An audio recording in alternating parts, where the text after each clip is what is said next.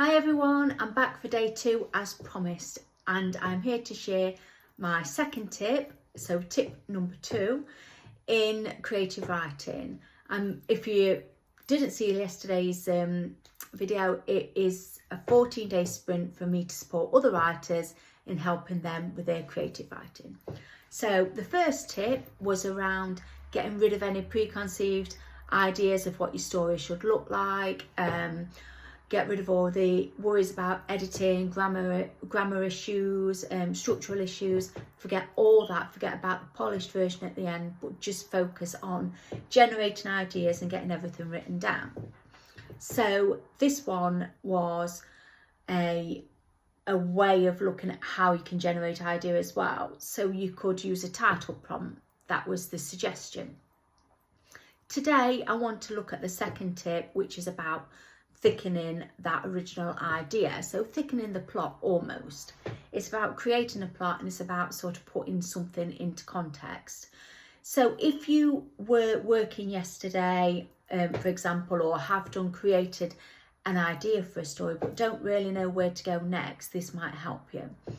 So my tip for today is to start plotting out your idea, your original idea. Now, if you had your ideas written down on a piece of paper or in your head or on a computer, wherever it might be, you will have found that you will have had quite a lot of various different parts of the creative writing journey. So you would have been looking at narration, characters, you would have been looking at plots, you would have been looking at endings, beginnings, middles, all that stuff would have been jumbled into one.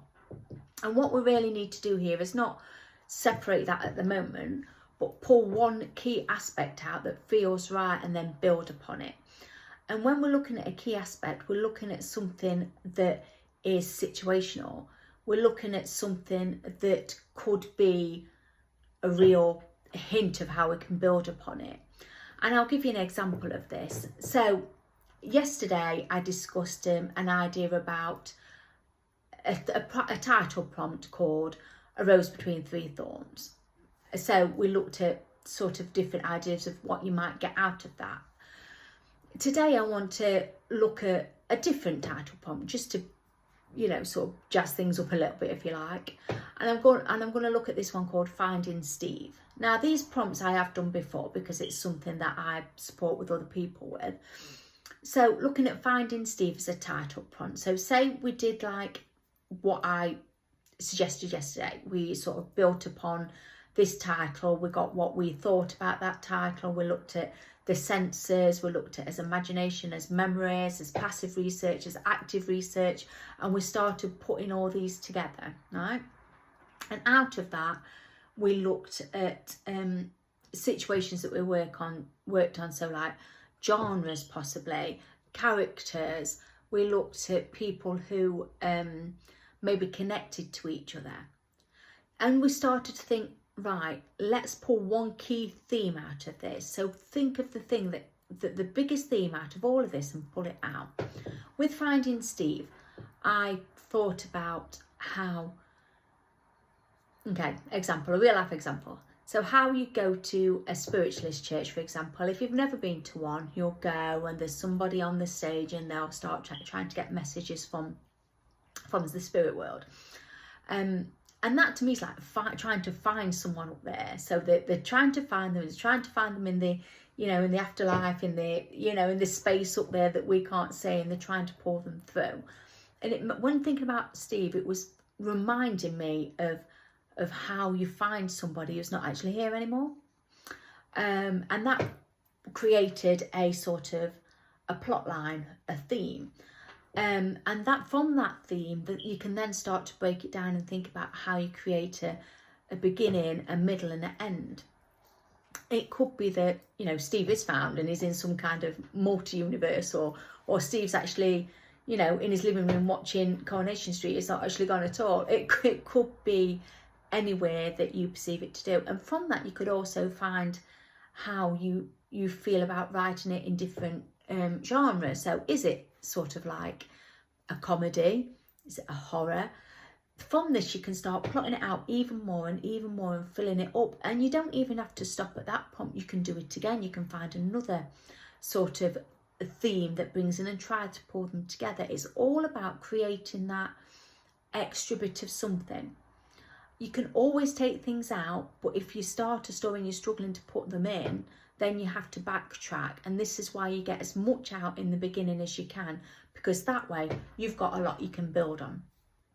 So tip 2 is really about plotting out the story in the first place. So you have your prompt, you have your ideas, now you've got to start filling it out and building it a little bit more.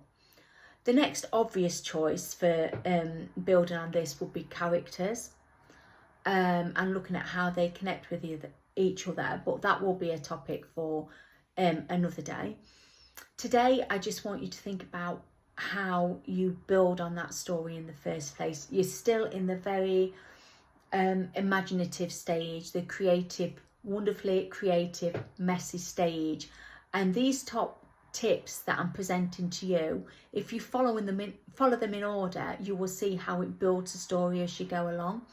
So this one really is about thickening that plot and getting it moving to a place that you can start thinking, right, I've actually got something here and I can start building it out. It might also be a good idea at this stage to start thinking about how long you want the story to be. Now, if you're looking at quite a short story of 500 words, that's a short story that probably just needs a beginning, middle and end, and just one plot that you can just work towards.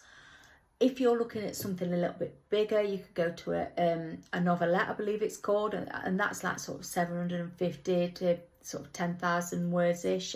So it's a little stage up, and you can start thinking about still maybe just using one plot theme for this, but how you could pad it out even more. Then you can move up to a novella, talking 20 to 25,000 words, and then up to a novel. Average size, probably looking around 80,000. The reason I mention this in these different stages and sizes of stories is because if you've got an idea of what you want to do in the beginning, you can really start to build upon that. If you're not sure, it doesn't matter. You can start a short story and then see if you've got enough to be able to pad it out even more as you go along. The main point here with tip 1 and tip 2 is that you get started and you start plotting and putting as much down as you can, because once you've done that, then we can really start working on building on the characters and building on that development. And then after that, things move into dialect, dialogue, and then you start to look at structural kinds of stuff and all the, to me, it's a bit more boring than this beginning bit, but this might be the more exciting stuff for you. But it's a process that I've gone through that's helped me to be able to really put things into context. So just to recap, tip 1 is basically looking at a prompt, looking at what your story tagline might be, whether it's you're pulling a prompt out of thin air and working towards it, or you have an idea. Start with that, build upon it, and then use tip 2 to be able to pad that out even more. Keep prompting, keep taking sections out from your original idea and building upon it until you've got your plot theme. You can change things as you go along. Nothing is set in stone. It's your story. You can do what you want. You can make it small, you can make it big, you can do whatever you like with it, do it whatever genre you like, and really play with it. But the more you put in the beginning, the more you think about your ideas, the more you try and play with different structures, the more ideas you have for how you want it to be later on. You can always pull it back, but if you haven't got enough there in the beginning, you're going to be struggling with how you're going to go with this going further forward. And that would be my top tip for day 2. Thank you, and I'll see you tomorrow.